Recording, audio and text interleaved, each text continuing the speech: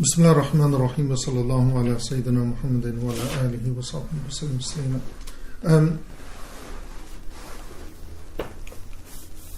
Where we stopped off, last was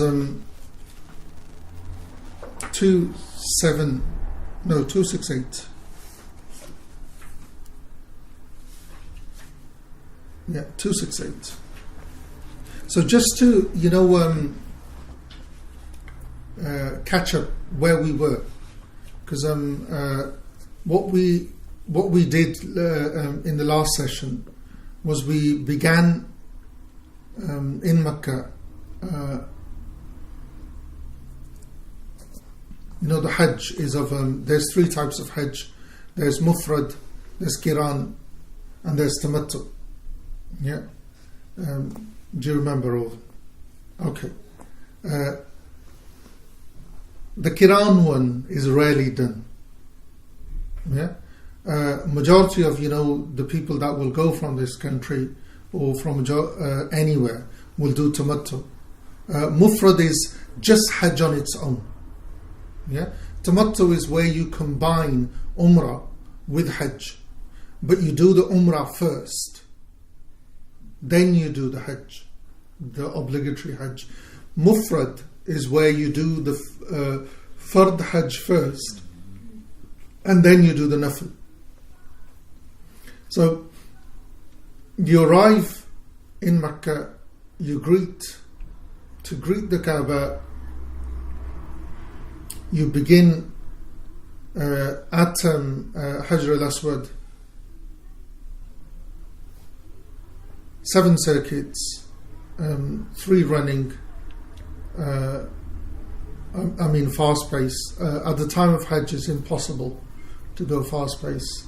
4 normal, then you pray 2 rakats, then you go and do Safa and Marwa, and if it's Tamattu, then you come out of the state of Ihram, and then the day before, on the day of Hajj, you put the Ihram back on, the coaches come, they take you to Arafah, and if you're a lazy person, you'll stay in the tent, air-conditioned tent,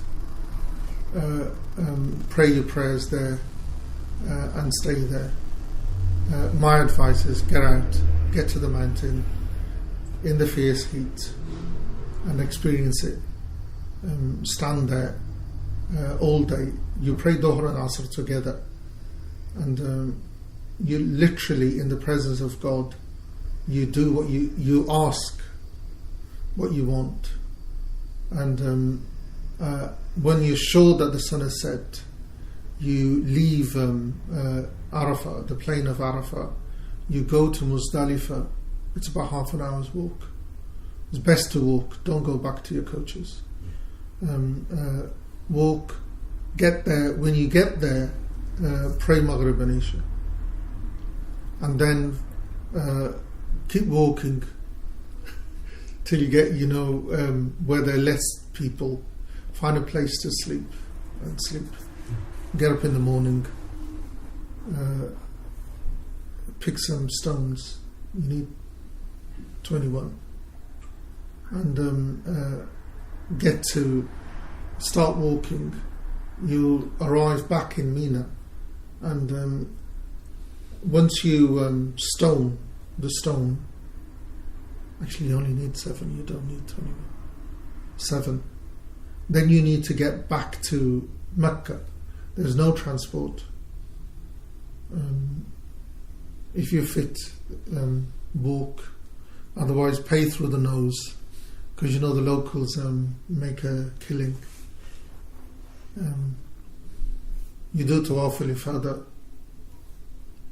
Once you've done the Tawaf al-Ifada, do the Sa'i, and after the stoning, first stoning, you've got to make sure your sacrifice has been done.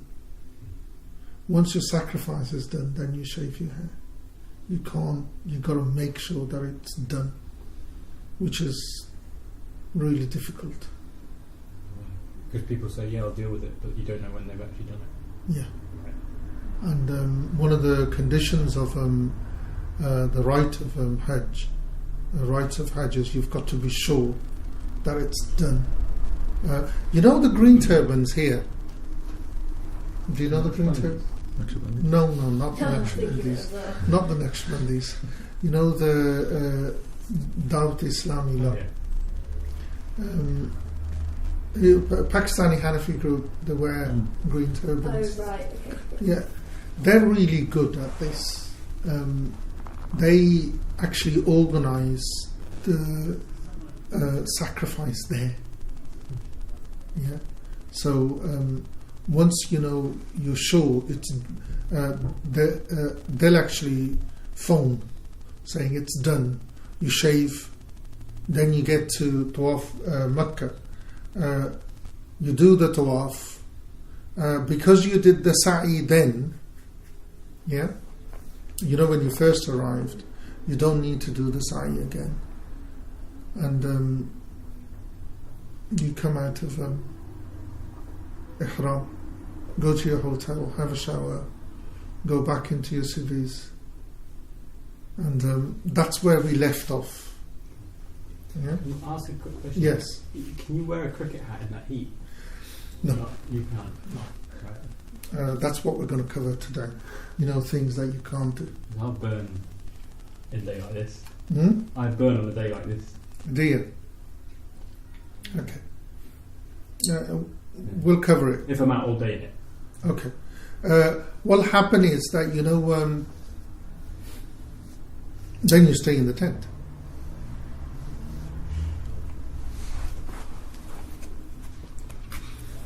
So we're on verses 268 to 271. Then return and pray Dhuhr at Mina and remain the nights. Immediately after the sun passes its zenith, you must go and stone the 3 jamarats, each with 7 pebbles, and stand making dua for a considerable time after the first 2. Then finish the jamarat al-Aqaba, and for each stoning say Allahu Akbar. Do likewise on the 3rd day, and add if you wish a 4th, and what was intended is now completed. Okay, so what Sidi Mayara Radhilan begins in his commentary says that the matter of the Hajj, now because you've done, you're now officially a Haji. Yeah, because once where we stopped, once you've done that, you're now a Haji. You've done your pilgrimage. They return on the day of Eid. Yeah, from Mecca to Mina. So the people that are on Hajj, they do not do Eid. They do not have such a thing as Eid. So the day that the rest of the people are doing Eid, they from Mecca come to Mina, and they stay there. Now it's a wajib for them to stay 3 nights. It's verses 268 to 271. Yeah. As long as you're not in a hurry, you stay three nights there. 2 nights if you're in a hurry. If you can't spend the 3 nights there, then you're permitted to do 2 nights. If you leave it, from its totality, you don't even stay, 1 night, then you've got to pay compensation. There's this term called dam. Have you ever come across this? With food. Huh? That's the weight of food. The No. amount of food, no? No, dam means blood. Okay. Oh, yeah. Yeah. So you've literally got a sacrifice. So what that spill blood? Yeah. Does it mean spilling of blood or just blood? Like, I'm just confused. No, you mean it's another. It's a synonym to sacrifice. Oh, okay. Yeah, you've got to sacrifice an element. Cool. Yeah. So once the sun has passed the zenith on the second day. Are we okay? Are you following me so far? Yeah. So on the second day, this is on the first day after the Hajj, you came, you did the first stoning, you went to Mecca, did the tawaf, came back. At what point have you done your Hajj? Right, the Hajj, literally Hajj. Do you remember I was saying about the rules? A journey or something? No, literally, Hajj is Arafah. Oh, that's right. Yeah, Hajj is Arafah. If you miss Arafah, there's no Hajj. Yeah, you need to stand on the day of Arafah from Zawal, from midday till sunset. Yeah, so the day that's the 9th of Dhul Hajj. Yeah, that's going to be the 31st of August, inshallah. Yeah, 31st. Yeah. So on that day, literally the floodgates of the mercy of God are opened. I'd really recommend you to watch. I don't know. I think on YouTube there might be the Hoover Dam, the water being let out. Literally,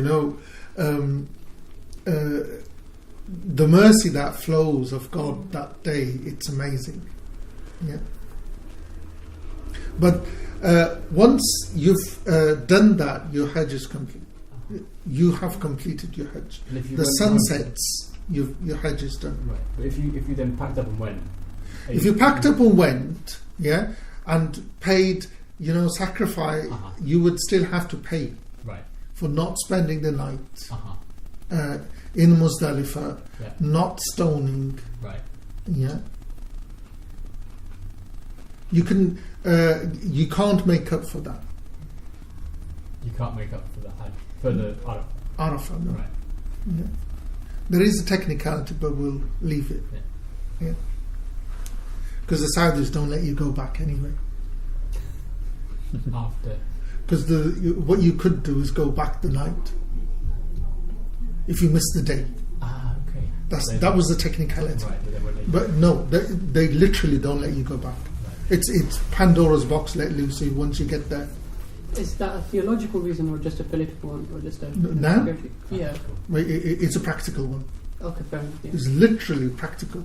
They haven't designed any footpath from Arafah to Muzdalifah. The Hajjis just make a path because they want you to get back on the coaches and sit through hell. Yeah, because all they had to do was make a path. You can walk it, but they want you to go on. And it's half of the night is in coaches. People complain about the traffic here. You need to experience, the traffic on that day from Arafah. Sorry, how long's the walk? Half an hour. Oh. Yeah, seriously. And I'm more when I came back, I was more fitter. And my advice has always been, if you're going to go on Hajj, join the gym. Seriously, that's the best advice. People prepare for Hajj by going and please forgive me and all this. Join the gym. That's the best thing that you can do.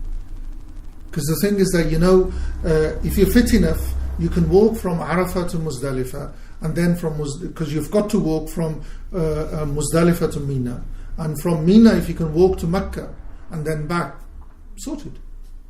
And you know, people who are average fitness is, you know, the maximum is 10 kilometers, you know, from Mina to Mina to Mecca.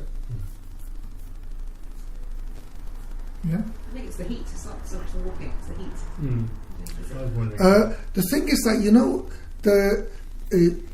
once you get into a pace, you don't feel it that much, as long as, you know, you make sure you've got enough water with you. Yeah. For women, it's okay because they can cover themselves, but it's the men, they can't cover themselves. You have to go out of the mother for the brolly. Yeah. Come in. You have to go out of the mother for the brolly. Come in. Walaikum salam. How are you? Good.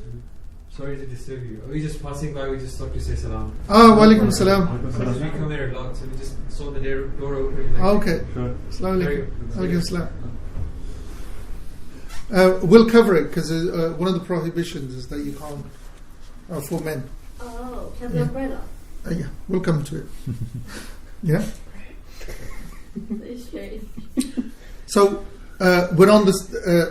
Are we up to date? Yeah, up to pace. So we've done the first stoning. We've gone to Mecca, done the tawaf, come back.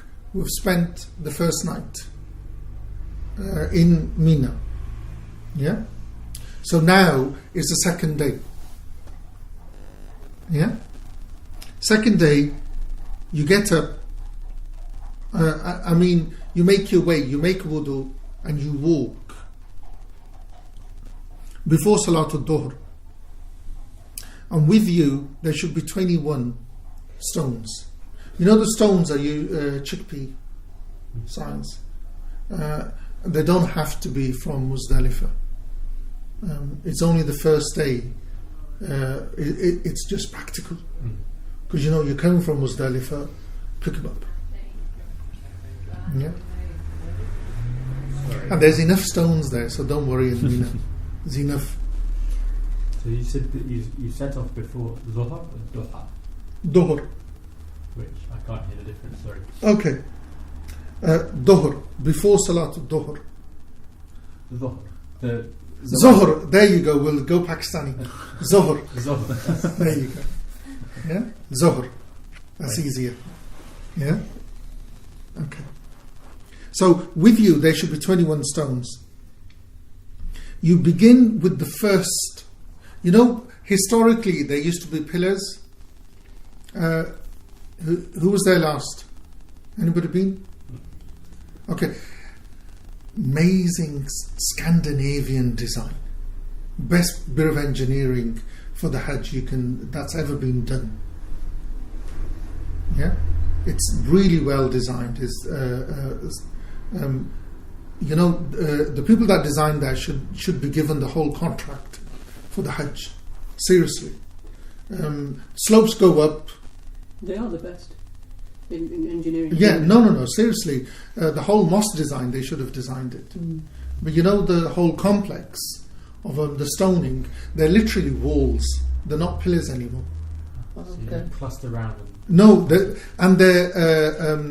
oval shaped. So it's an oval opening with and the wall is really thin, oval shaped, and it goes straight up. Yeah, and they stop you. The crowd control is good. They don't don't let you go all at because there's about three levels. Only the first level is usually open. Even at peak season, they don't open all of them. And you go in, they'll stop you, and they small groups are let forward.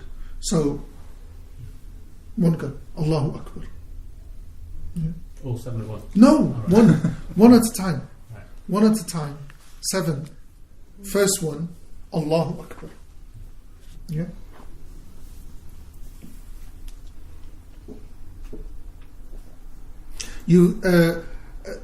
before, you had to face the mosque. The way the wall is designed, the wall already faces the Qibla and all that slightly. So all of that is there. You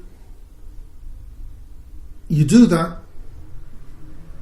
Once you finish, like in the supermarkets, on the ceiling it says they've actually put a sign, "Come and make dua here." Really? Yeah. I told you the engineering is brilliant. So you stone, then they move you away so the next group can come. Then you stand there, and the direction of the Qibla is you stand there. According to us, it's supposed to be a long standing. Yeah. Okay. It's supposed to be the length it takes you to read Surah Baqarah. So how long does it take you to read 3 juz? Oh my God. Yeah, but reasonable length. Yeah, stand there, make dua. Yeah, I'd really, I want to pause here and I want to recommend to you, if you can read a Sufi man, a lot of the Litany. no. Let me finish. Forget about Sufi litanies for a moment. We'll talk about for the next section. A lot of the Sufi classical works talk about the spiritual aspects of the things that we've covered so far. The wudu, the salat, the fasting, and the Hajj. Yeah. So before you go, actually read one of those, because what it does, they actually our fiqh manuals don't go into the spiritual aspect of those. Yeah? Just an indication, when you're throwing, you literally throw everything of your ego and your vices, you're throwing them off. But historically, why we throw them is because Satan tempted Ishaq, and Sayyidina Ibrahim alayhi salam told him to stone Satan. So that's why we do it. So then you move to the second, wall, and again 7 times. The technicality is if you miss one, you have to start again. It's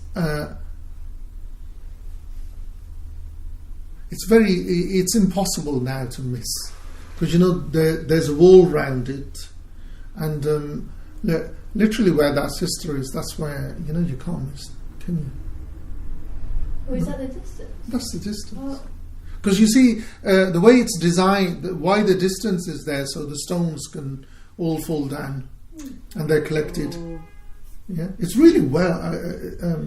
The engineering is brilliant, because before, the pillar used to go up, and it was the same pillar, and the people who were on the floor down, they used to get it in their head. The stones who were stoning from top. Yeah. So the same thing you do. You move to the second wall. You stone it again, each one, Allahu Akbar. Then you move again to the place of dua, and you make dua again. The standing is again the same as before. And then, you move to the third.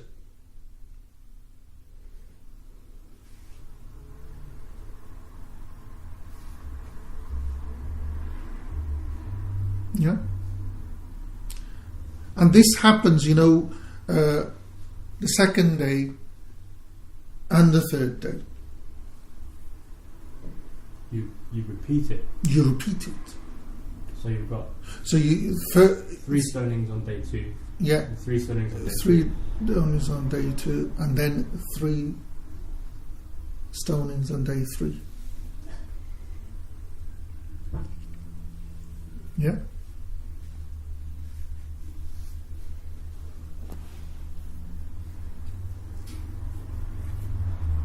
there's a third dua after the third pillar again. Yeah, after there's a wall now. After the third wall.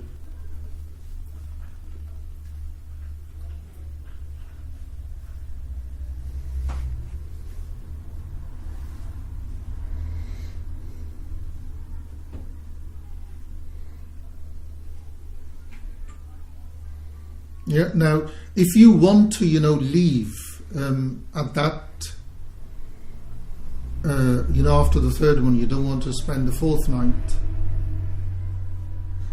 you can.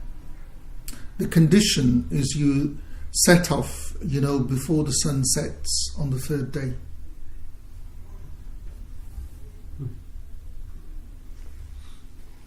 And if you don't, then you'll have to stay for the fourth day.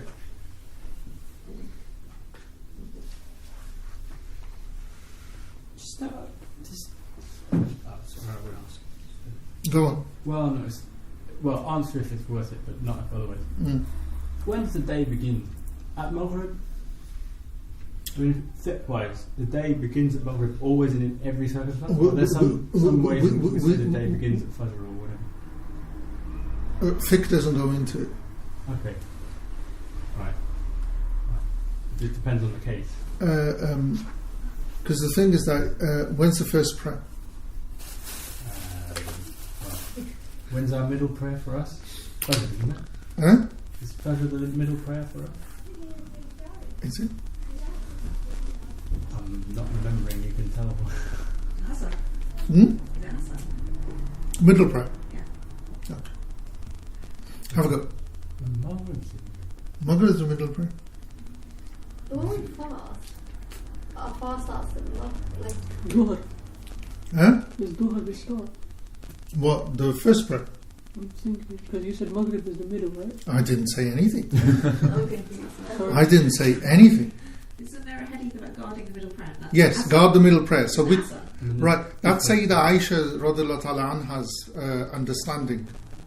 She even had it written in her copy of the Quran. Was Salatul Asr. That was her understanding. There's another understanding thing. What you find is that majority of the people take Asr as the middle prayer. Yeah, but what you find is Sayyidina Ali, and you find that quite a few scholarship sticks with him is Subh. Subh is the middle prayer. Because you see, look at it, because you see after Asr there's another prayer, Maghrib, and after Maghrib there's Isha. Is a block. Dhuhr, Asr, Maghrib, Isha, all the day prayers. Yeah, while Subh, it's actually like the Ithmas. Yeah. Yeah, it touches on both. Yes. Yeah, Touches on both what? day and night. Oh, okay. Because when the Malikis pray, it's bang on. When it kicks in. Because in Medina, they would, and if you go to Morocco, you'll actually. How many adhans are there for Subh? You don't know. When were you there last? Years ago. Oh, yes. How many adhans for Subh? 2, I think. There's 2. Yeah. I was in There's- Istanbul last week, and there was 2. It was later, a lot later than Say it again. in Istanbul. Yeah. Last week, and they have an adhan for pleasure, Mm. but then there's I've never seen an adhan. They can hear it again, but a long time after. Oh, the thing is that I don't know about what happens in Istanbul. Hanafis pray Salatul Subh in Jama'at later. Yeah, They might give the adhan that's what. for when the time kicks in.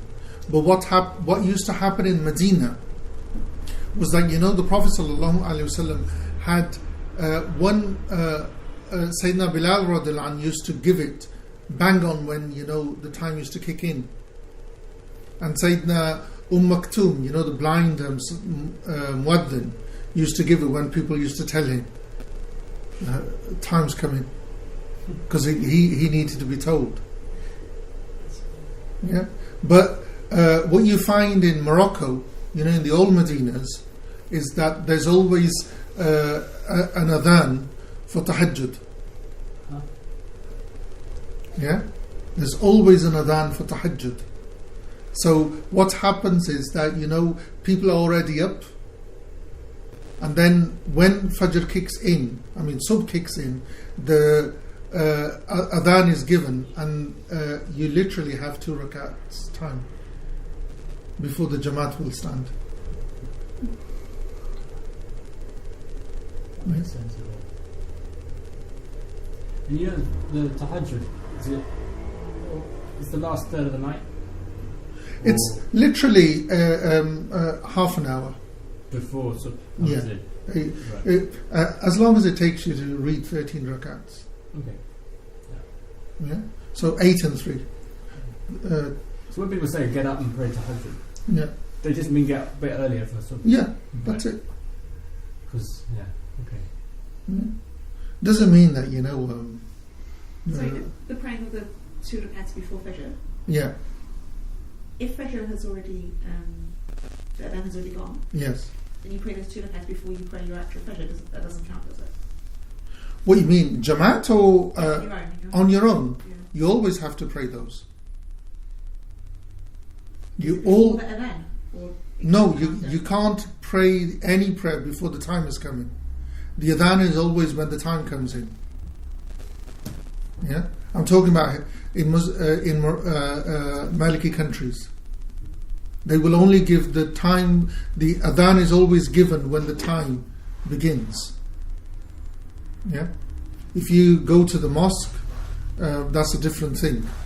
But in Morocco, the adhan is to let you know that the time for the prayer has begun, and the Jamaat is going to be in 15 minutes. So you got 15 minutes to get to the mosque. And pray the... Oh yeah. And pray your 2 of... Yeah, the 2 rakats of which we call Fajr. Yeah.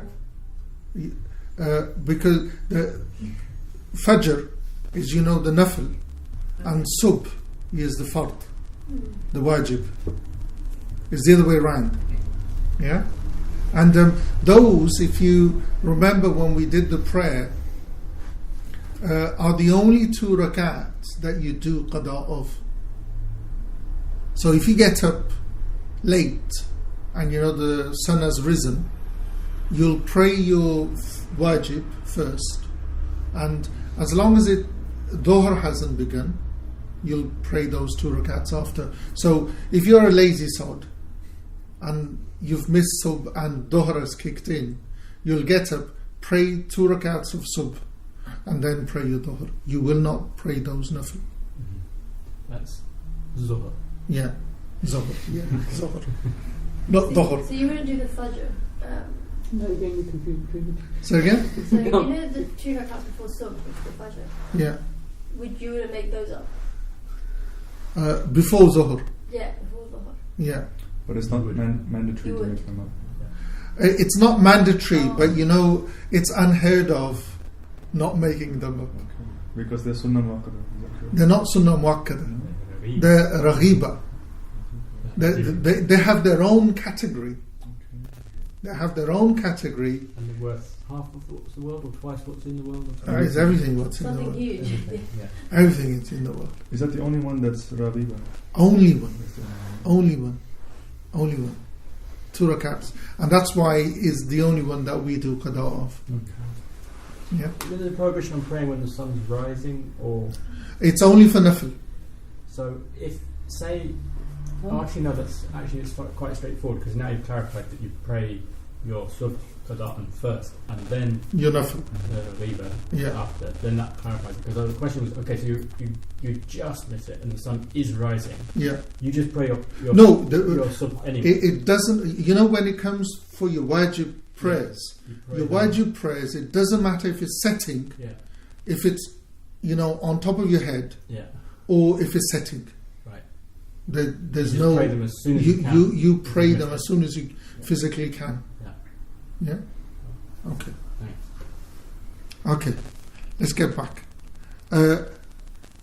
So are we okay with the stoning? Because the 3 days, yeah, you stone, go 1, 2, 3. After 3 days, you can leave. Yeah. If you don't go on the 3rd day by sunset, you've got to stay for the 4th day. Yeah. You know, the rest of that you leave from Mina, and it's recommended in you descend at Abtah.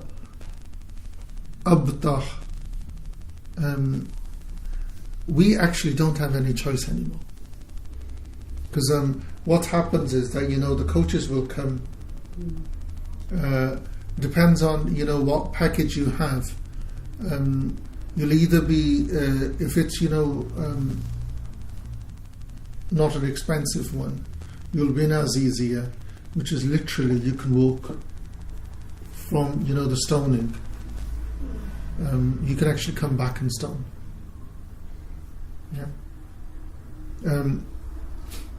But it's recommended that you Abtah is just on the outskirts of Mecca. You pray Dhuhr, Asr, Maghrib and Isha, and you shorten the 4 rakats into 2. You look lost. What's this way? It's recommended that you descend on Abtah. What does that mean? Up to the place? Or? As I said, now it's irrelevant. Okay. We don't have any choice of how we enter Mecca and where we enter Mecca. See, descend upon Mecca. Yeah. Right. We don't have any choice. The coaches will come, collect you from Mina, and take you to your hotel. Right. Yeah. You don't have any choice. You can't refuse the coach. The thing is that what happens is that when you get to the Hajj terminal at Jeddah, you have to give the government a certain amount of money, which is for the transportation. Yeah. Okay.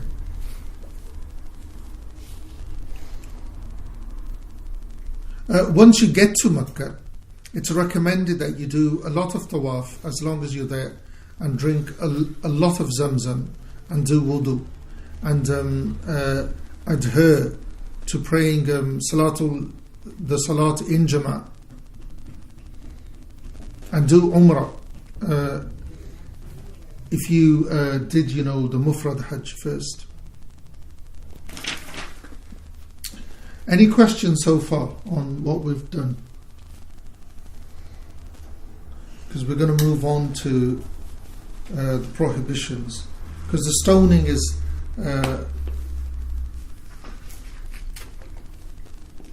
what we just finished. So just to clarify, anything that's done incorrectly other than missing Arafah can be made up Okay. by a sacrifice. Yeah, there are certain things that if you do, you can't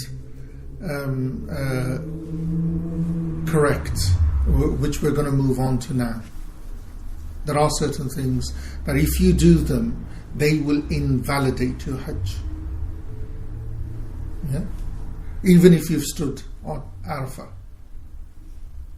Yeah, because when I was taught this, I was taught that it's the simplest act of worship that you'll ever come across, and it's the most complicated that you'll ever learn.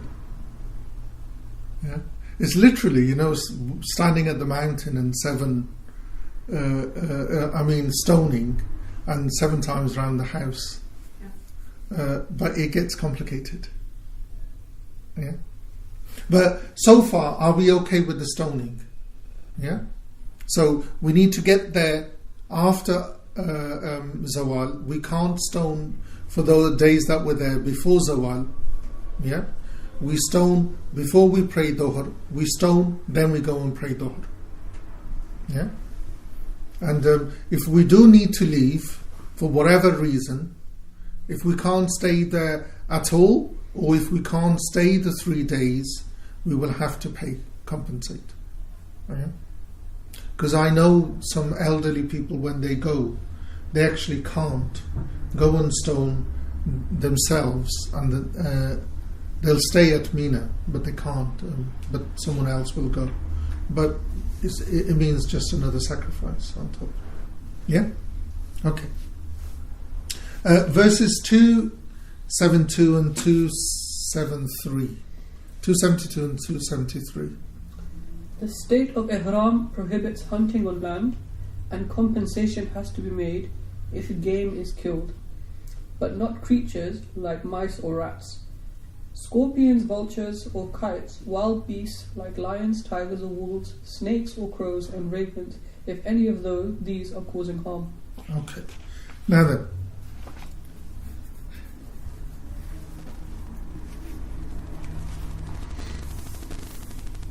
I know I might be asking too much. Who was here at the last session?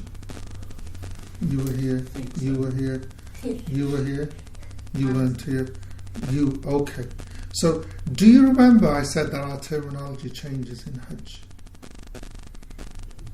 You don't remember? Is it with the obligatory and the pillars? No. Yes. Because I was flicking through this on the train, and I was like, this is different. Yeah. That's the only thing I know. Okay. Now, what happens is that,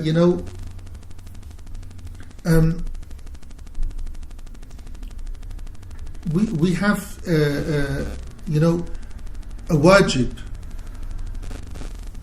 yeah, which is not a rukn.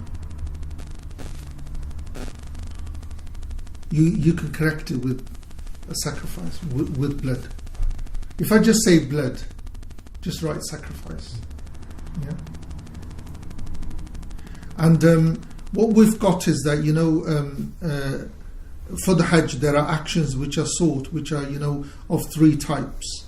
There are actions that are, prohibited. And, the following 10 verses that are going to follow, they're going to deal with, the prohibitions. And they're split into 3 types of prohibitions. So the first type, yeah. So the first type is, is prohibited, and it'll corrupt, it'll invalidate, mufsid. It'll, invalidate your Hajj. And this is, by invalidating, meaning that, if there's sexual intercourse, it will invalidate your Hajj. The second is that it's prohibited. It won't invalidate, but it can be repaired. Yeah? It can be repaired. By repair meaning, corrected, with blood, with a sacrifice. Or what will, replace it. Yeah? By replace it, this means if you kill an animal, you have to replace it. We'll come to that in a minute. Don't jot anything down in a minute. So if you spill blood, you've got to replace it by blood.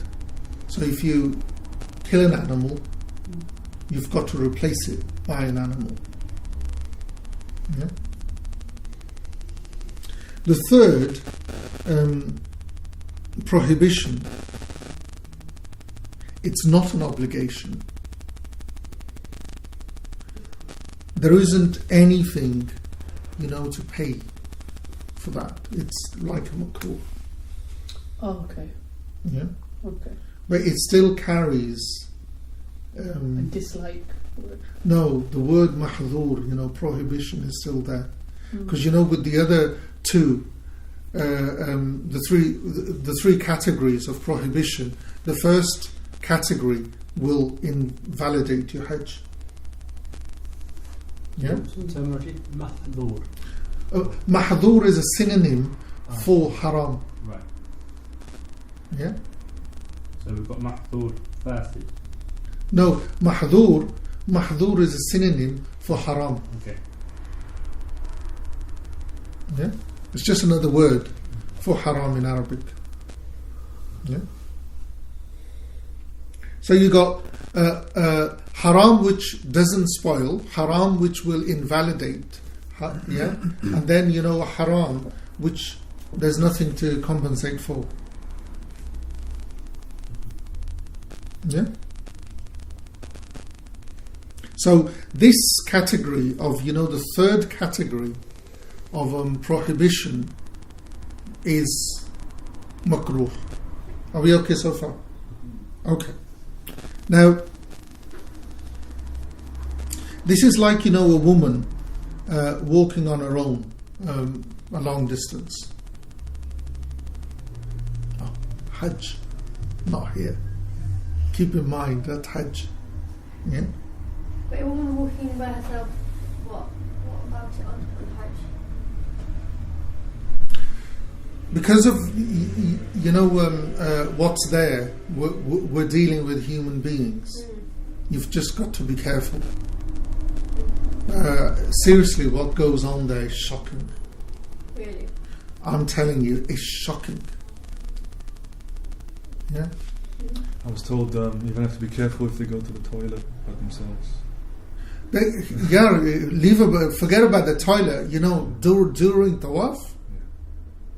Things that happen. Yeah, it's shocking. Oh, look at Ali's face. Legit, it's just disgusting. Especially if you're a person who just would never think about something like that. No, but the thing is that I'll tell you, the Turks are the best organized people. Seriously, because what happens is they literally hold hands. They get the women in the middle, and it's literally an army coming. You get out of the way. I've heard about that, yeah. You literally get out of the way. But that inconveniences the people around them. No, true. But the thing is that, they protect their women. Yeah. They protect their women. Yeah? And then, the African sisters, you just keep out of the way. You just keep them out, you just get out of the way. So they'll fight you back, is that what you're saying? Oh, yeah. Yeah. Yeah, I wish I had more muscle, Yeah. I'd be intimidated. I could see Anna doing special training to work out how you throw someone over your shoulder in a confined space. I can't remember what her martial art is. There's so many ways to do that. Yeah. Anyway, jiu-jitsu, that's what she did. So, would it be right to understand this third category as it's prohibited, but It's prohibited, but from outside the... No, it's like prohibited, but there's no compensation. It does not spoil your Hajj, and you do not need to pay anything if you do that. But it's still from that kind of category. You just keep away from it. But it's not it's because what it does not invalidate. It's not intrinsic to the Hajj. Whereas what you've got to understand is that it's still part and parcel of Hajj. Okay. We don't want you to not do it. Mm-hmm. I mean, we don't want you to do it. Yeah. Yeah. But if you do end up doing it, it does not invalidate. Yeah. It'll spoil it, but it won't invalidate it. Okay. And there's no compensation to pay if you end up. Yeah. Does that make sense or no? So, yeah. Okay.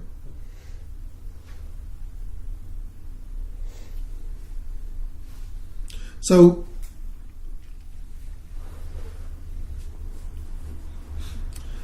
things like if she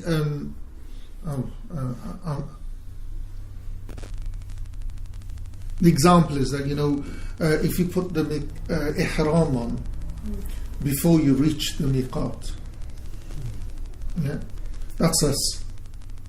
What majority of people from the UK will end up doing. Yeah, it's something that's makruh, something mahdhur. haram that you shouldn't be doing. Yeah, it's just that the Muslims of the UK just haven't got together and really brought the Hajj companies in line. That's all it is. Yeah, I think I had a rant last time when we began the Hajj. What Muslims have to do is make sure that encourage the Hajj companies to fly us into Medina, not to Jeddah. So when you go, inshallah, and Allah take you soon, make sure you fly straight into Medina. You don't have to do anything. Right. Yeah? You don't have to do anything. I mean, you do not need to go into... You're not passing any miqat. Yeah? How big is the area? I meant to... Okay, the area begins from, the Iraqi border, Saudi-Iraqi border, Najd. Yeah. From there, Syria. Yeah? Those are the miqat. Yeah. That's huge. It's huge. Yeah. And Yamama, down south near Yemen, for, the South Asians and Southeast Asians. And you can't hunt within that area if you're on Hajj. Yeah. Wow. That's a huge area. Imagine. No, you once you go into the state of Ihram, Yeah. yeah, you can't. But you put the ihram on. Yeah, yeah, at the miqat. No, When you're taking a flight in, that's why we have to put those in, put the ihram on, because we're passing the miqat. and So if we fly into Medina, we don't pass any miqat. oh, okay. Does that make sense? Yeah, and that's why you make sure you fly into Medina. Yeah, the French Muslims, they've sorted their flights going to Air France flies straight into Medina, and I know Turkish Air. If you go via the Turks, they fly straight into Medina as well. Just a practical question. Yeah. Is that you could just go and find a Hajj company in Turkey to take you, or France or Morocco? There's no. Or are you going to tangle up with? No, you need to get your Hajj visa from this country. If you hold a British passport, whichever country you go into from, your Hajj visa needs to be issued from here. And do you do that yourself? You go to Saudi Arabia, you get the visa, and then you say to the Hajj company? No, what it is, the bureaucracy is such that they'll only issue it to Hajj companies, because the Hajj companies guarantee that you are staying in a hotel. Because what the whole issue in the past was that people would just get there, and then people used to stay in the mosque. Now the Saudis want people to stay in hotels, yeah. But the thing is that it's become like a monopoly now. Yeah. Because I look at all these Hajj packages, I look at it and they're like, oh, you can stay in a 5-star hotel. I don't want that. Give me a youth hostel. Yeah. But the thing is that, we don't get what we're promised. Yeah. Okay. We don't get what we're promised. So you might be in a youth hostel anyway. No, you get promised, 4 to a room.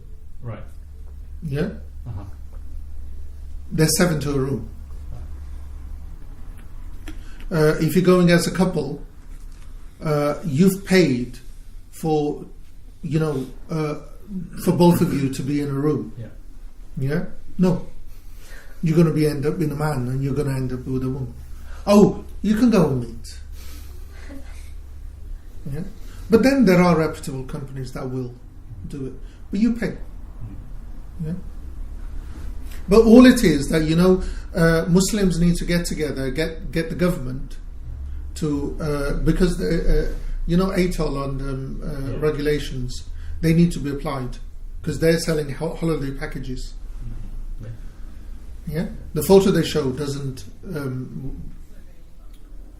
is not what you get. What's the opinion on, there's some wealthy people who go for Hajj every year?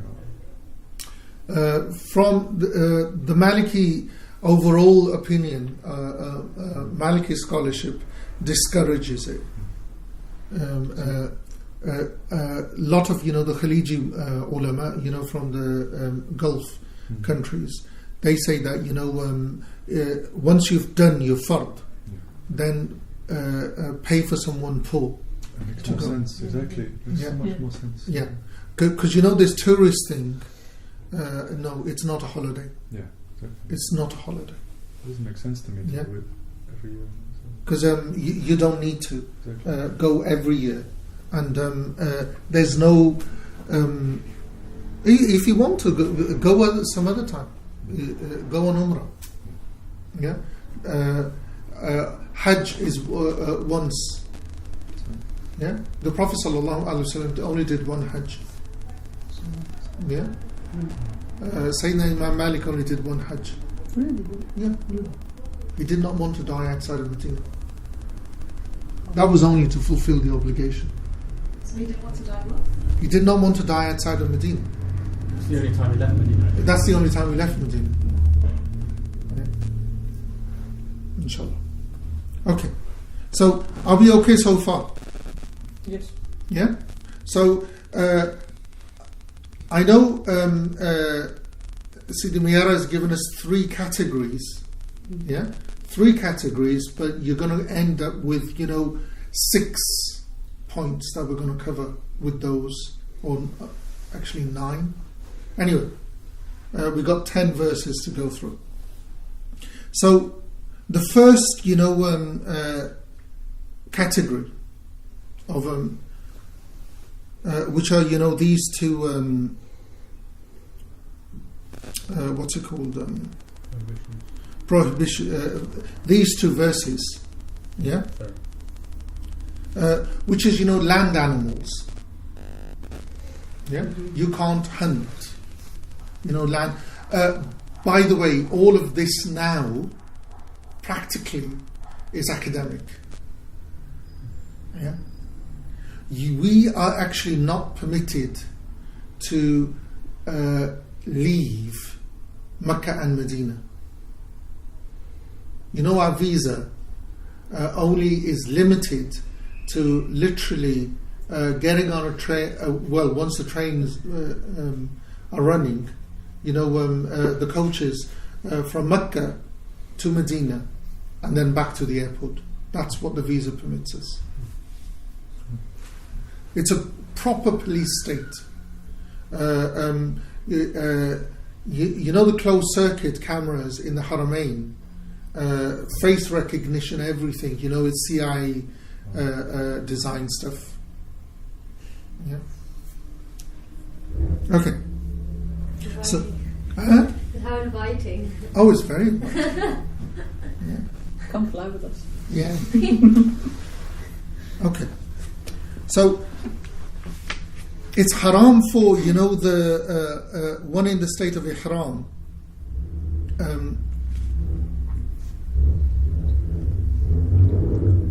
to hunt land animals.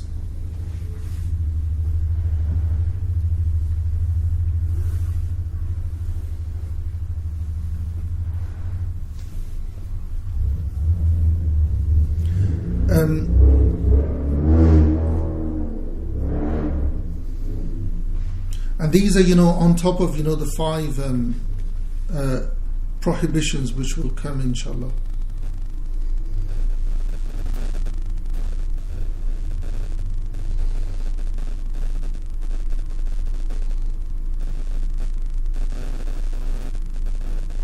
So, what we've got is that, all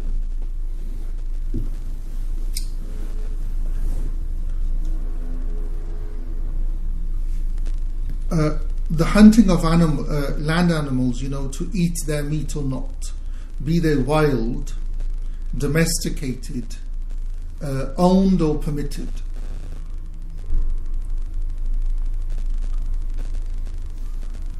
It's also, haram to, even the eggs, to take them out and watch them or spoil them. to wound the animal, to hit the animal, to scare the animal, to break them, their bone or something, to snare them, to tie them, or other than that.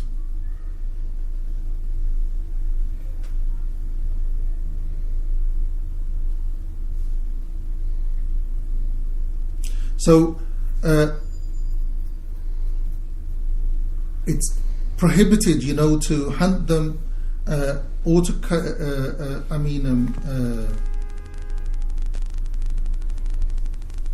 kill them. And what's attached with this, if you do that, you have to replace it. So if you kill an animal, you've got to replace it with an animal. Not by a sacrifice. No, not by a sacrifice. We'll come to it in a minute. What's understood from this is that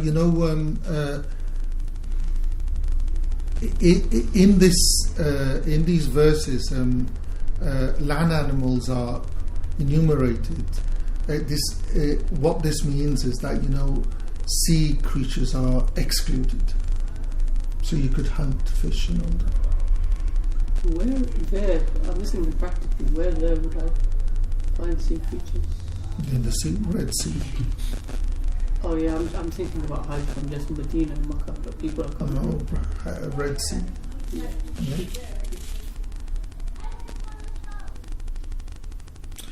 These five, are that are enumerated in the verse, are what the Prophet ﷺ in a famous hadith enumerated. So that's why they're snaring, harming, trying. No. What was it?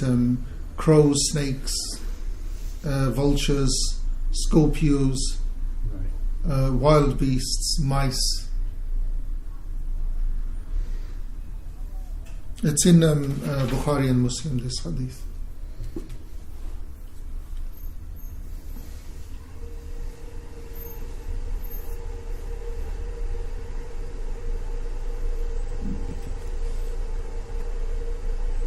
What's meant by, in the verse, it says, Qalbun Akur.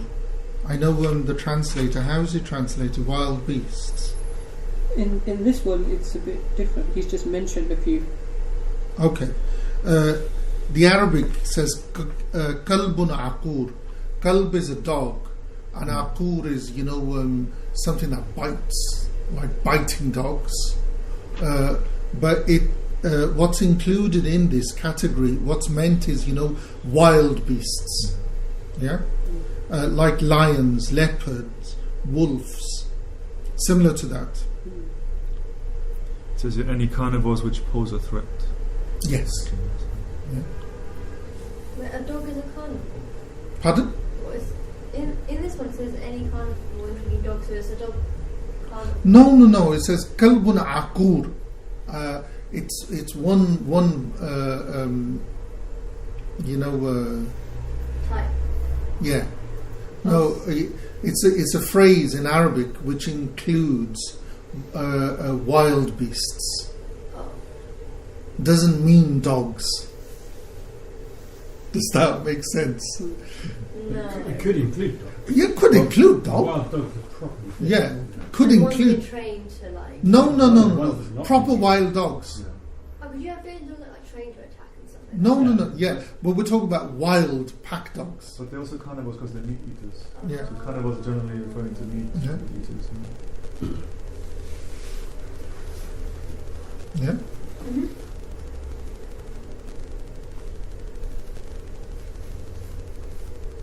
Okay. So if you do, end up hunting for whatever reason, as I said, it's academic, you will have to replace it to the closest of its size. Yeah? Literally go and get one from outside the cart and bring one inside again. Yeah. It's like the example that Sidi Mayara says, if you hunt an ostrich, you've got to replace it with a camel. So the safest bet would just be get a camel. Yeah. It covers everything. Right? Yeah. If you can afford the camel. And if you kill an elephant, you place it with a Wow. camel. Yeah. Replacing mean you don't kill. No, you replace it. You just turn it loose and Yeah, you let it loose. wow. Because it's sanctuary. Yeah, yeah. Hmm. Yeah. Even by mistake. What? Let's say you kill someone. Why would you kill it by mistake? Accidental. Accidentally. Oh. You might be driving, might be doing something like that, and bam, the camera. Bam. Yeah. Be Pay. more careful. Pay. You still make, I guess. Yeah. If you kill a wild donkey, Mm. it's a cow, or similar to a cow, close to a cow. Hyena is a sheep. Are there hyenas in Makkah and Medina? No, we're talking about, if there were any, they'd be hunted extinction by Yeah. But, by them now. But historically there were. okay. And a fox would be, a goat.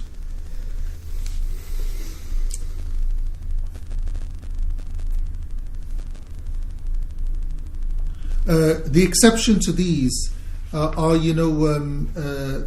the pigeons of Mecca, and the pigeons and the wild pigeons. Each one, you kill one, is a sheep or a goat.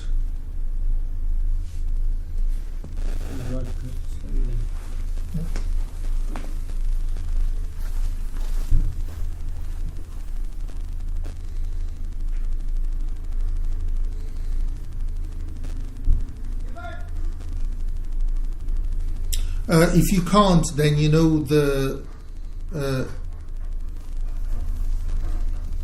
if you can't, get an animal, then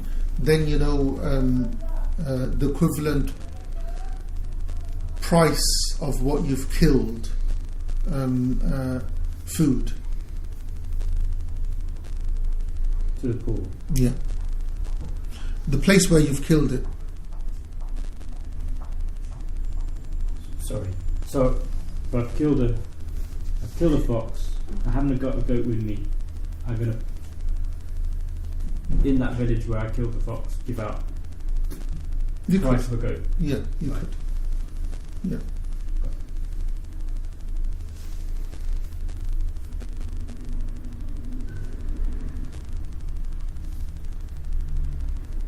So you give, the question he Sidi Miyara puts is that you give miskin, a mud, and he says there is a position that you give 10 muds, What's a mud? handful, Double hand. double hand. When you go and do Hajj, are there a lot of poor people?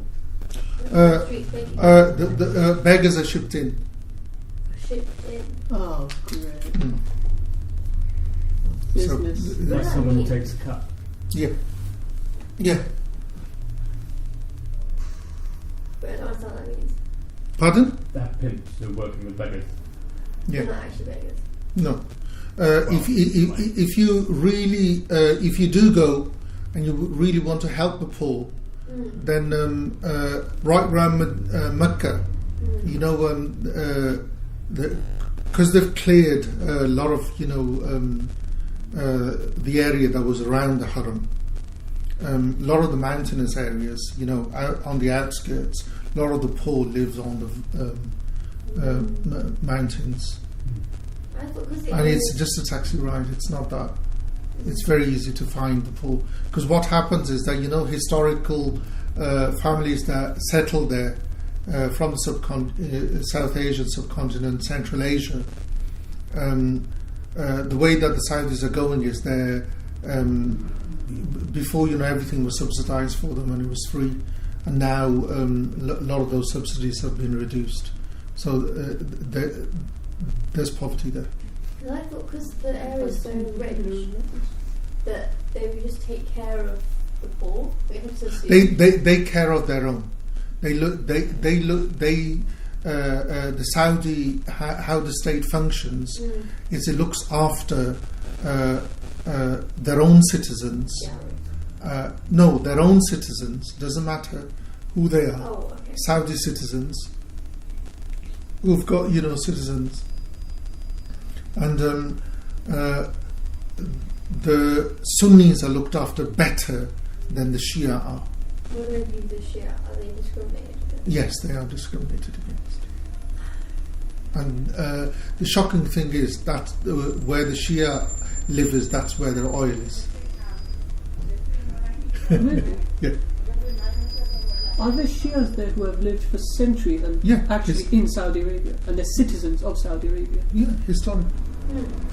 Where do you think they came from? Wow. And they're completely, they don't get the same amenities as their Sunni counterparts. Yeah. Right? Yeah, it's historic.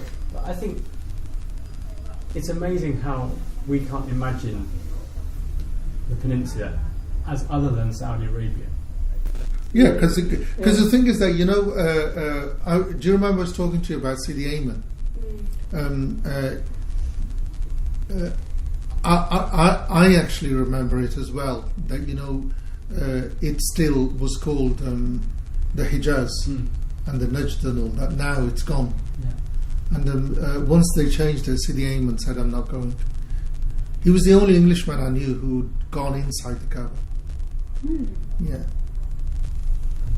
Amazing, man. Amazing. Okay. If you can't afford any of it at all,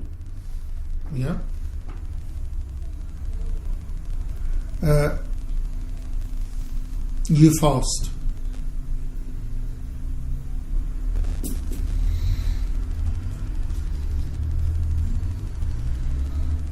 So if you've, for instance, if you've broken a bone or something, it's one day.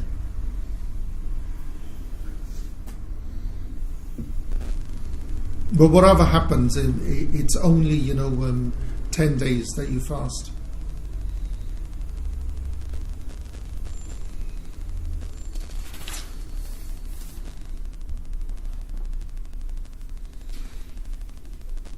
If you're slaughtering the animals to feed people,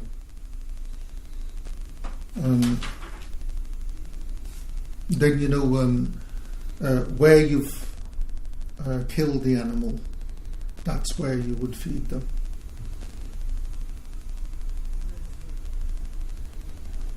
Are we okay so far?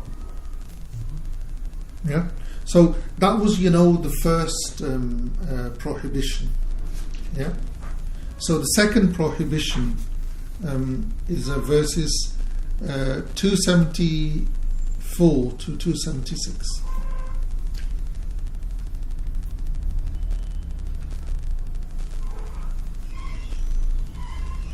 Go on. It also prescribes the wearing of clothing which are fashioned and sewn to cover the form of the limbs, or something woven which is fixed with a button or clasp, or the wearing of a ring, or covering the face or head with anything which may be properly termed a covering, but it only should I read the next part as well? 276. Yeah. But it only prohibits a woman from wearing gloves in addition to covering her face, but not if she takes a veil to protect her from the importune gazes of men. Okay. That was strong. Huh? That was quite strong. He's like, because I haven't seen that before till now. What? The what do you call it? Because he hasn't talked about thingy veiling yet. Or has he before? Let me just leave it. Okay. So this is, the second category of, the prohibitions that we did. So this is what I call clothing, to deal with clothing. So from what we're, prohibited to wear, in ihram. There's a difference in regard to men and women. Yeah, it's haram. It's prohibited for the man to, cover places that his ihram doesn't cover. For instance, his face and his head. He cannot cover his face and he can't cover his head. Yeah. He'll cover, rest of his body or the limbs with which he's wearing.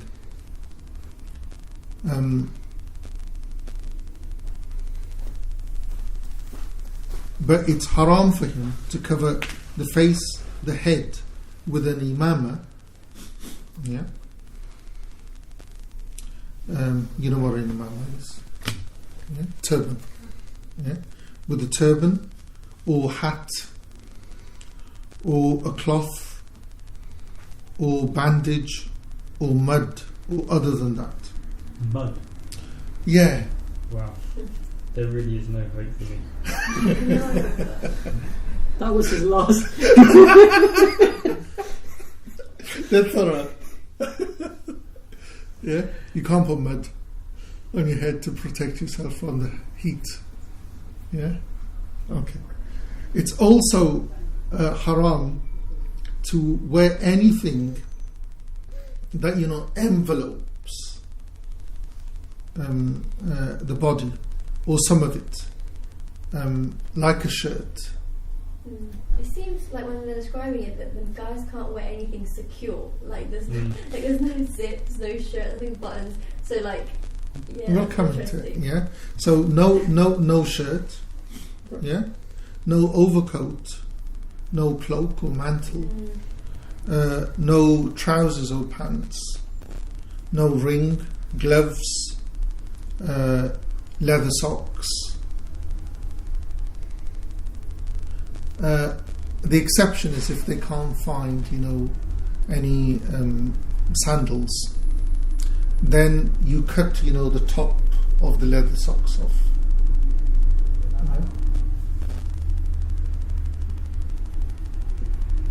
So, what this means is that, there's nothing that's tied together.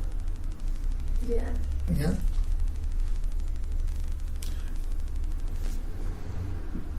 Or woven, or clings together. What about No kids? spandex. Pardon? I said no spandex. And no underwear, basically. Oh, you can't wear underwear. What about pins though? Pardon? Pins to secure. What for? If they want secure. I've seen. To me, it just shows you how. Maybe it's my age.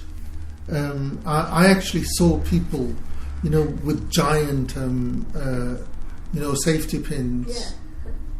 Yeah. Securing their, their top.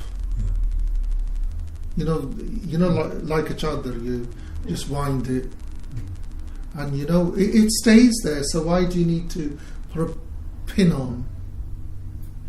I don't know. Extra. I don't know, security. I don't know. Yeah. So it's permitted for him that he cover his body with what is something like a waist wrap or a rida, like a cloak covering.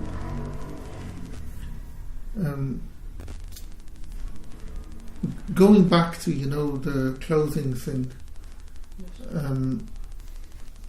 you can't have anything stitched, anything that is sewn, anything that is woven, like woven into like a t-shirt or shirt or nothing. You literally have two pieces of cloth. Now, what does that remind you of? Shroud. Huh? Shroud. Yeah, shroud. Yeah, that was a coffin. That's it, shroud. Because that's what it's supposed to be. 2 pieces of the shroud. One that you wrap your waist with, and the other you cover your shoulders with. That's it. Nothing else. Yeah? I should have bought mine to show you, but anyway. And does it have to be made of anything? Or it can be wool, linen, cloth? It's cotton? usually cotton. Right. What happens is, you know, the ready-made ones are made out of that towel cloth, toweling. If it's in the summer, that's the worst kind of cloth that you can think of. I've often thought that's very weird. Yeah, but people, what you do is, you know, if you're going, depending on the weather, yeah, if it is in the summer, all you do is just buy, you know, white cotton cloth from here.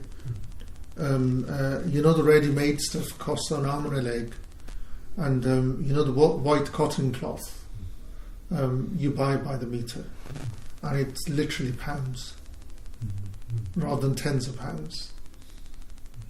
But it mustn't have any seam on it, so if they finish the edge. No, if what it is, it mustn't be finished whatsoever. It's woven. Yeah. But That's it it. could fray if you pulled it. Yeah, Right. yeah. But if it's woven like that, Yeah. it's fine. Okay, so the selvage on the edge of the sheet, Yeah. for instance. That's fine, That's all right. as long as it's not sewn. Okay. Yeah. If it's sewn. Pardon? I thought that it was as long as it was sewn into a shape, so it fits. No. If you sew the edge. No, you can't sew. It's not sewn at all. It can. If it's just woven, 2 pieces of cloth, you just cut it into 2. Yeah. I've seen some where they've got, you know, those titch buttons. Do they call them? Yeah. What do you call them? I don't know. Poppers, Yeah, it's what we'll put this in. Yeah, poppers. Uh-huh. No, don't. No, don't buy that. Yeah, you don't need it. Yeah, you really don't need it. And it's if you can wear a sarong, that's literally what it is. Yeah, you know how you put a foot on how what do you call it? We call it sarong. Sarong, yeah. That's all. But isn't there? No, without it being sewn. Okay, so just one long. One long, and you just You know the buttons you were saying, so using it recommend it, but if someone wants to, is it okay? No, it's better not to, because I'm one of those things. Don't open the door where it doesn't need to be opened. Okay. Yeah. I think it must just be that we're so unused to wearing clothes that could fall off. Yes. We don't realise that there's billions of people. Yes. A billion people in the world Yeah. who do that every day. And Yeah. That's fine. Yeah. But the thing is that there is one exception to the rule that you are permitted. Yeah. Money belt. Oh, right. Yeah. Because where are you going to put your money otherwise? Yes. Yeah. But that's being solved. Plastic cards. I'm really happy with that one. Because the less you have, because you know the worst thing, and I fell into it and I regret it. This, you turn it off, leave it in the hotel, or save for whatever. But the thing is, people, we have them everywhere. It's like oxygen. Huh? It's like oxygen. It's like oxygen. Yeah. I didn't know this, that you know you could put the aeroplane thing on. It's really good because you only need it for time. Brilliant. Yeah. Huh? It's good. Yeah. Can you wear a watch? Presumably not. No, you don't need it. Well, you've got to keep in mind what you don't need. You don't need it. Obviously, glasses are fine. Well, you need them. Exactly. So you say you don't Contact lenses, no. But glasses. Glasses, yes. Why no contact lenses? Sorry. Pardon? Why can't you wear contact lenses? Contact lenses is too much of a hassle because you're in and out. Because you know you've got to take them out every day, and you've got to put a new pair in every day. Imagine you get sand in and it falls out. It's gonna be and they'll fall out. terrible. With a pair of glasses, you've got them. That's it. So it's not from a religious point of view, it's just practical. It's practical. Because what you've got to understand is that the whole thing of the Hajj the whole thing, literally you're cutting yourself off from the world.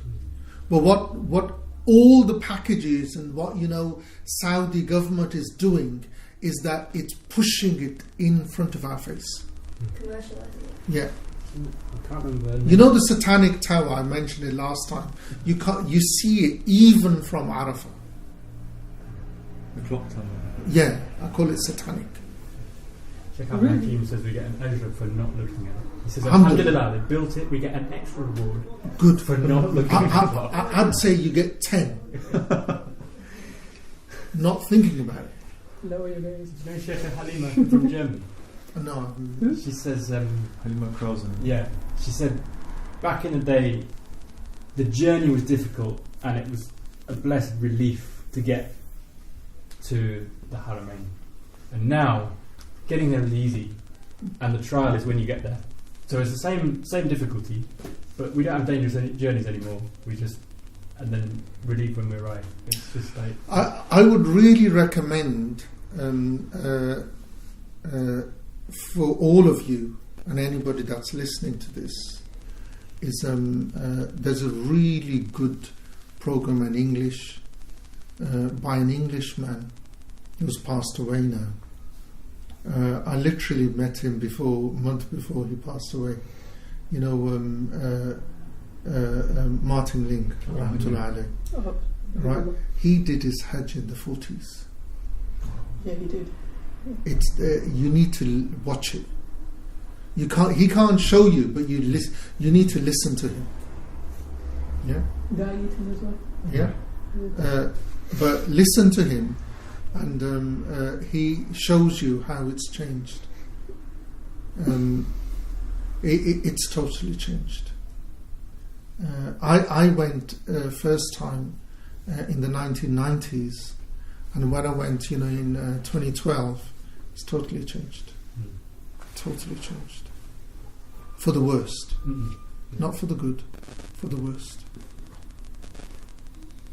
Because it's shocking. Every brand that you can think of, it's in Mecca. This is what I keep asking. Is there no way you can just go and stay in a bare room with a bunk? Is it, you can't do that? You've got to live in this swanky hotel. No, you don't. Who told you the hotels are swanky? Well, all the brochures. No, that's what the brochures say. Doesn't mean that when you get there they're going to be swanky. Are you saying the mosque? You're saying people used to sleep in the Look, mosque? what you do is you pay. Yeah, you pay when you get there. Go and stay in the mosque. But why would you want to pay? No, because you got to pay. You can't go without paying. You can't. You can't. Oh, okay. You can't. Last time I went, I just got a ticket. The cheapest ticket I could find was, Yemeni Air. Yeah, Yemeni Air, and there were flies in the aeroplane. Yeah, it went from London to Aden. Then I had to catch another plane from Aden to where the Habib from? Hadramaut. Yeah, from there. Sana. And from there it went to Jeddah. And I was there for nearly 3 months. And it was so easy. You didn't have to book hotels or anything. You got a ticket and you went. You can't do that now. You can't do that now. Yeah? Okay. So, are we okay with the clothes for the men? Yeah? My advice... Pardon? For men, you're allowed sandals. But with the sandals, no, the top can't. The top can, but the back can't be. You know those really decent walking sandals you can get that the strap comes off, yeah, because you only need it for the days from when the Hajj begins. to the day of Arafah. Once you have your head shaven and you've done the first day, after the first Tawaf al-Ifada, you can wear normal. But so where the strap comes off and you can put it back on, that's good. A decent pair of walking sandals are good, because you're going to be walking anyway, rather than expensive trainers and all that. So a Moroccan slipper that doesn't have a back would be acceptable. No, for women it's No, not. men. For men, a decent pair of walking shoes. Sandals. As long as this bit is Yeah, covered. that's not there. Yeah, but comfortable. But also keep in mind, not expensive, because you'll end up losing them if you don't look after them. Especially, what you do is you always have a bag with you to put your sandals in. Okay. For the woman, anything about men's clothing again? Is there anything that isn't clear? There's not much about it. Huh? There's not much to it. Yeah. You just two sheets of cloth. That's it. Yeah. Women, it's haram for the woman to cover her face and hands. That's it. Yeah. She wears, normal clothes, not normal simple clothing. She can't cover her hands and her face with a niqab or a mask. Is it? Am I correct in my understanding that that's one of the reasons why some of the ulama argued that it's not compulsory? That What? Niqab, they use this as in this concept to actually argue that it's not compulsory. The I've niqab heard that argued that way. That niqab can't be compulsory because of this. if it were compulsory anywhere, it would be compulsory on Hajj. Okay. Look, the whole issue of niqab, it's not a man issue, it's a woman issue. Yeah. Do you understand what I'm saying? Not really. Okay. The niqab issue, you find that men talk about it more than the women do. Yeah. So it's not a man issue, it's a woman issue. Yeah. It would be if the woman were insisting that the men wear niqab, then it would be a man issue. Yeah. Because my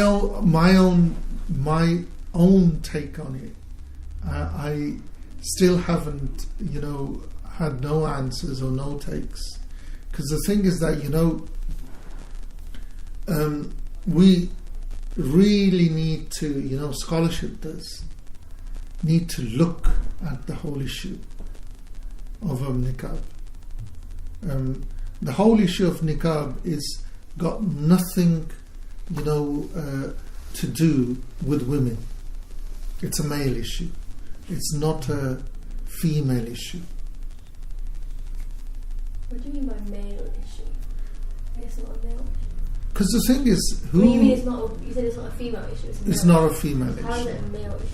Male issue is that you see, men have this thing of ownership, that it's our property, we need to protect it, and no one else can look at it. And that's what I mean. It's a male issue. Yeah. It's not a female issue. Historically, our women wore niqab. Historic. It's not new. The people who say that it's a new issue, they are mistaken in this. So who's our here? Muslim women. Muslim women, from Morocco all the way to South Asia. I don't know about Southeast Asia. I can actually show you photos since photography began, from North Africa downwards, women wore niqab. Yeah. Now, how women covered themselves, how the sister's wearing scarf, how that sister is wearing scarf, this is new. Yeah. Historically, it was one sheet that they would cover themselves when they left the house. One sheet head to toe? No. Just for the face? Yeah. No, for the top bit. Like, how Pakistani women... I was thinking of my grandmother. She would do it that way. Yeah. Just wrap it around. Because, Palestinian women, there are actually photos of them, the same. The Turkish women, the same. How North African women did it. They actually, when they went out of the house, they would cover themselves. Everything. From Tunisia downward, Libya, that way. Moroccan women, they always had, the jalaba thing? The jalaba that the women wear, the men wear, with the hood. Yeah. They didn't have this scarf thing. They would, when they went out, they would put take it back, cover their head, and then the niqab would come, and it was square. That's how historic. There are photos of that. How society has developed, digressed or developed, whichever way you want to look at it, is historic. Yeah, women need to take up their own case rather than men pushing it. Yeah, the niqab, if they want to wear it, there's nothing wrong with that. If they don't want to wear it, there's nothing wrong with it. The issue of wajib or not wajib, yeah, because if wajib means the Hanafi fard, yeah, then there's a one-liner that a wajib does not accept negation in any state. Yeah, a wajib does not make an exception. Yeah, but if niqab is a wajib, then how come it's conditional? In what way is it conditional? It's conditional that if her beauty, will cause fitna. I'm talking about women, and I'm going to share something that you're going to find shocking. Get ready, guys. Because the thing is that our scholarship, because it's Arab scholarship, they see beauty in the sense of Arab women. Now, if it is black women, they don't have to wear niqab. So they're racist, basically. Whatever word you want to. I'm not that bothered. Yeah. That's what Yeah. Because the thing is that niqab, yeah, it's not a fard. The fard is that you're covered. Your aura is covered. The face is not aura across the board. Yeah, all the. So even for those who say you must wear niqab, it's not your aura. The face is not aura. Interesting. So that's right. That's fascinating. Yeah. So because the face is not aura. Yeah. Yeah. So when you say that niqab is a wajib, yeah. Now, why are you making it a wajib? So the thing is always brought forward that their beauty will cause fitna. Yeah. So my question is always white or black. Yeah? Because if beauty is only white and they have to wear a niqab, and the black woman doesn't wear a niqab, yeah? And then you go further, because historically there was a division of free and slave. Yeah, the slave girl didn't even have to cover her head at all. It was actually wajib for her not to cover her head. So it's not, again, it's as I said, it's an issue that this women's scholarship needs to take up. I'd love to see something. Say it again? Urf al-muhakima, yes. No, urf needs to be understood. That only applies in how you buy and sell and do contracts, not in clothing. Because I just think there's a good prudential reason not to wear niqab in this country, because in this country people who veil their faces are hangmen, historically and culturally. Hangmen, highwaymen. Yeah. If you veil your face, you're up to no good. Okay. And it just seems to me that it's just bad policy to wear niqab in this country. But you see, that qaida that urf. Urf is usually, in the fiqh terminology, we only, the fuqaha only use it when it comes to, buying and selling and binding and unbinding, contracts, rather than the way you clothe yourselves. Because you see, the Sharia has certain criteria which, go across the board. Yeah. So the face is always awra. While the urf in this country, is that when you go to church, you cover your head. Yeah.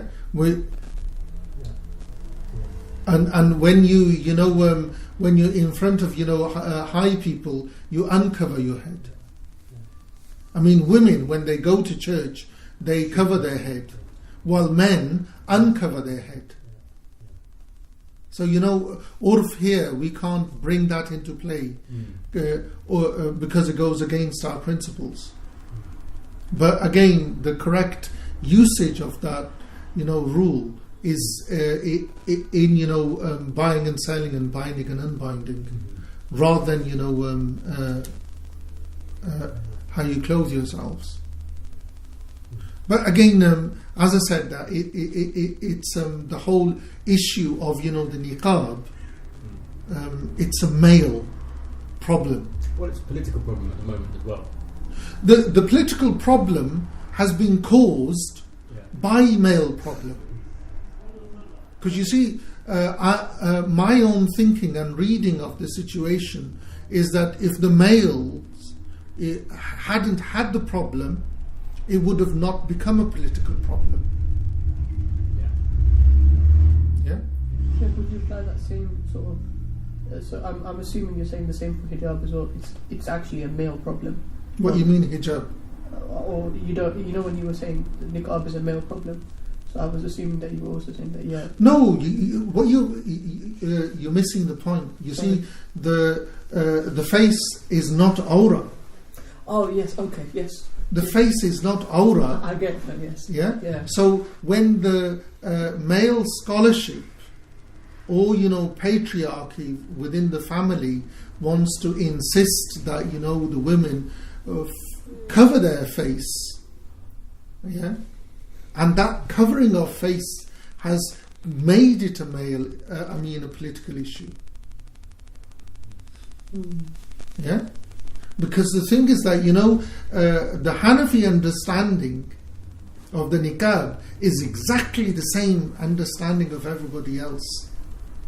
There is no, this thing that the Deobandi or Brelvi Hanafi understanding. No, the whole issue of niqab, because you see the awra, even in Hanafi fiqh, the face is not awra. Yeah, It's not, you know, a madhab thing, because the madhab, all of the madhabs agree that face is not awrah. Yeah? As I said, my own reading of the situation is that it's a male.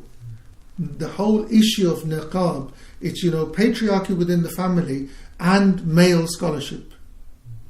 And if you really want to look at, you know, how it became a political issue, is because of, you know, that pig ignorance of insisting that it is, you know, a wajib. When even, you know, in Hanafi fiqh, in all the fiqhs, the face is not awrah. Sheikh Ali has the sort of same opinion. But I'll ask it. Alhamdulillah. But the thing is that, you know, that does not mean that a woman doesn't wear hijab. Hijab is totally different issue. And then, you know, the urf thing, English, you know, Muslims should, you know, clothe themselves in their urf. Urf meaning custom? Custom, yeah. That's my understanding of the thing. Because when I came, I arrived, I was 6 years old, 1969, so Christmas Day. So all my, you know, childhood, 70s downwards, you know, the women used to wear a scarf when they went out. Yeah. So even the Queen, she wears a scarf. Yeah. So, you know, wearing the scarf or a hat with it's not, you know, un-English. So you see, you know, the urf, this would be in line with the urf. So, you know, English Muslims should try to. It wouldn't be, you know, out of character. So what about that notion of that the hijab was to be known as a Muslim? So somebody who isn't, I don't know. I'm just trying to think about Who says? That's what I've been hearing. So No. No, so you know, clothing has never been an issue of identity, because this is where, you know, our qibla is wrong. Do you understand? You know, our whole thinking is wrong. I'll tell you, you know, I had this conversation in the mid-80s, and whenever this issue arises, I can picture it. There was an English Muslim, his name was Mr. MacDonald, he's passed away now. He was part of, you know, the Norwich community, and he was down in Birmingham, and we had this conversation with on Mosley Road with a young, you know, Wahhabi guy who was, you know, in thobes. I wear this because, you know, I find it comfortable. You said this before, actually. Yeah, that's the only I don't wear it because, you know, it's my identity or Muslims wear this. No. Yeah. Your clothes, because you see the Sharia says that, you know, this is the awrah, this you need to cover. It does not say that this is the type or style of clothing you've got to. Yeah? It's like, you know, women from South Asia wear a certain type of clothing. The women from Bangladesh wear a certain type of clothing. The women from Pakistan wear a certain type of clothing. The women from Central Asia wear a certain type of clothing. The women from, you know, North Africa wear a certain type of clothing. The women from, you know, East Africa wear a certain type of clothing. That is their, you know, tribal identity, not their Muslim identity. It's not their Muslim identity. You know how the Mauritanian women dress, or how the Sudanese women dress, or how, you know, the Moroccan women dress, and how, you know, the Tunisian women dress is different. But would there not be a variation? Let's just think about Morocco, where Muslim women would be quite distinct, and the Jewish women would be quite distinct. It's similar, but there would be distinctions. Yeah, but those are cultural. Not, you'll find that even in Morocco, how the Berber women dress and how the Arab women dress are different, but they're both Muslim. In Pakistan, you can't tell. Of course, you can tell. No, not the Christians. No, the Christians you can't. The Christians you can't. Yeah, but the regional variation is there. Oh, yes, How the Pathan women will dress will be different from how the Punjabi women dress, and how the Balochi women dress will be different. So the regional variations are there. There isn't this standardized thing that people are saying that there's a standard version that people have to. That's true. That's very true. So you're saying hijab is not about identification then? That's one thing that we hear a lot. Because some people try to justify it with the whole. Because some people who don't believe it's because of the whole modesty thing, they will argue that it's because of identification. But No. It's the modesty thing then. It's a modesty thing. Okay. Clothing, because you've got to. It's not. When you get time, read up on the whole story of Adam and Eve. Yeah. Read The up on Islamic it, perspective. because it'll give you the perspective of the reason why we ended up wearing clothes. Sorry, this is the bit which is often quoted, and it's verse 33, where it says, sorry, 33, sorry, verse 59, where it says, that will be better that they should be known, so as not to be annoyed. Allah is ever oft forgiving, most merciful. Is the Arabic there? And it's not the Arabic, so it's English. Okay. That's the bit which is often quoted as that it What was to be distinct. Surah Ahzab? Yeah. Have we got a Mus'haf here? Must surely. I think I'll back in. Might not. No, might not. No.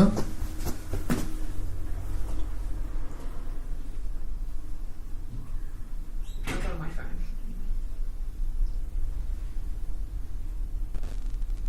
I have my phone at home. So Ahzab, ayat, what is it? I think it's 59. 59. Okay. No? No, sorry. Okay.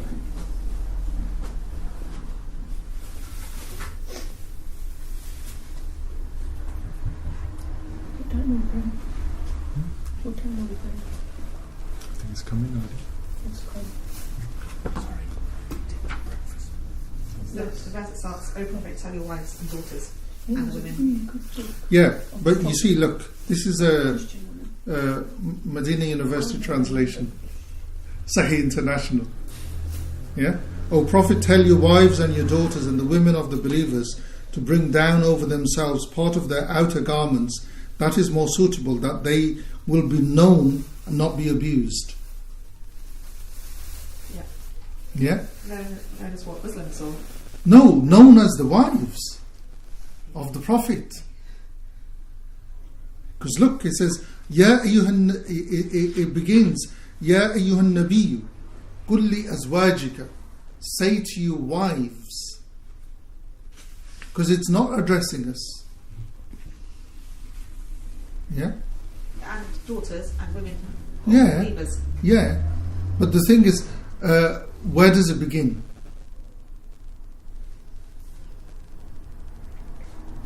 But known in the way they dress. Yeah? Not that, the dress of a Muslim is different. To everyone else. Yeah. But it's not that, I've actually seen some of, the English sisters, how they dress. Normal English clothes, a scarf or a hat. It's fine. It doesn't. You don't need to have this label that I'm Muslim, because the way that the Prophet dressed, was it different to the way that the Muslims of that? I mean, the non-Muslims dressed at that time. Was it any different at all? No. It's like you said last time. We're supposed to blend. You were Yeah. talking. We're supposed to blend in Blend in. naturally. Yeah. But the neck has to be covered. Is that what you'd say? Say it The again. neck is part of the awra. The only thing for a woman, yeah, which is not aura, Face and hand. the face and the hands. Face and hands. On this we have, across the board, Muslims, Sunnis, or Shia, everyone agrees on this. That, the face and the hands are not aura. Yeah? And when you say looking at the story of Adam and Eve, what would you say to look out for? Is it the... I would actually recommend that, if you can find an alim explaining the story. Yeah. That, American young man, what's his name? Which one? The Pakistani guy. Makbul.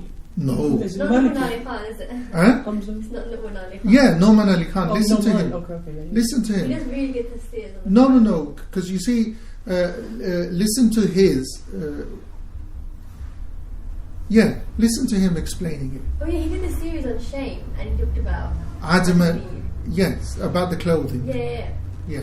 Because the whole thing, why God, asked us to cover, is to cover our body. I think the main thing is like people are always like, why don't we men cover their hair as well? I think that's the whole thing that.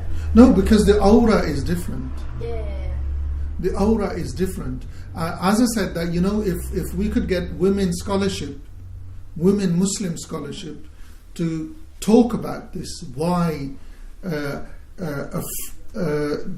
difference of aura between a free woman and a slave woman, that would solve it. But it's not a male scholarship will not solve it, because it serves their purpose not to solve it. But we do need, if we don't have women scholars. No, we do. We just need people to come together and sort it. Do you think it can be sorted? Of course it can be sorted. Of course it can be sorted. Yeah? What's the difference between a slave and a free woman? I had one explanation and it was a bit... No, men don't need to give explanation. done. Women need to. Yeah. I want to finish, this women. Yeah. So the niqab and mask is haram.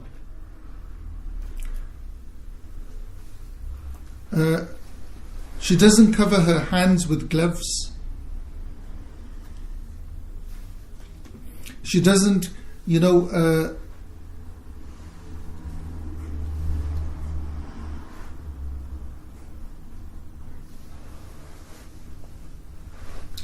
if she covers gloves, yeah, if she wears gloves, or the thing that you were saying about the baseball cap, yeah, and then she covers, hangs a piece of cloth.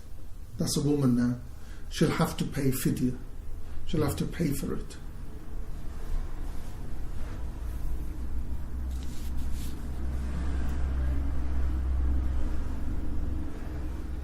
Because these things are haram upon her, because she's doing these things, then she will have to pay compensation for that.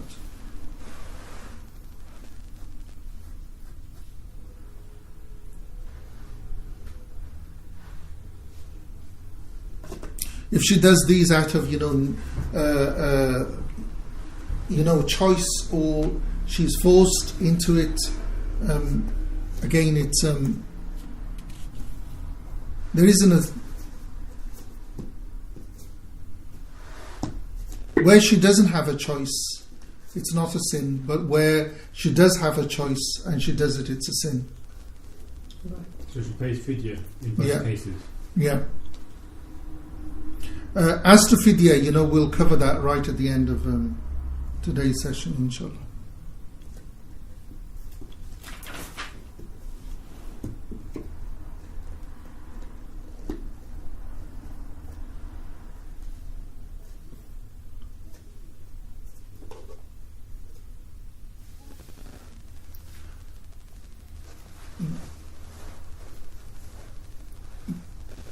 Unless, there's anything else about the woman.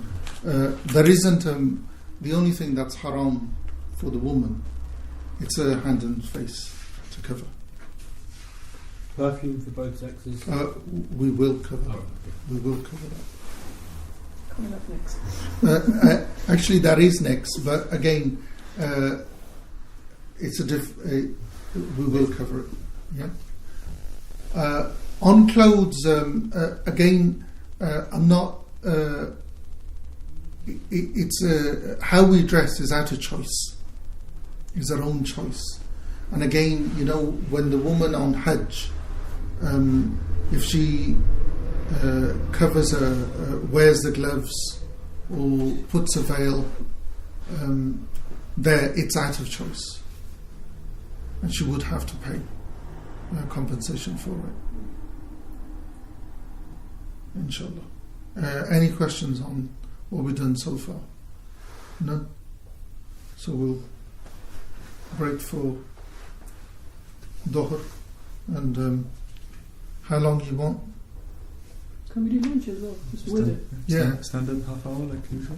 Yeah? Half an hour, 45 minutes? Something like that. I don't mind. Because I want to... However long you want. Is that, yeah? Yeah, let's do that. So just put the Huh? two things together. So half an hour, or do you mean more? Half an hour? Fine with me. You okay with half an hour? You want more? Okay.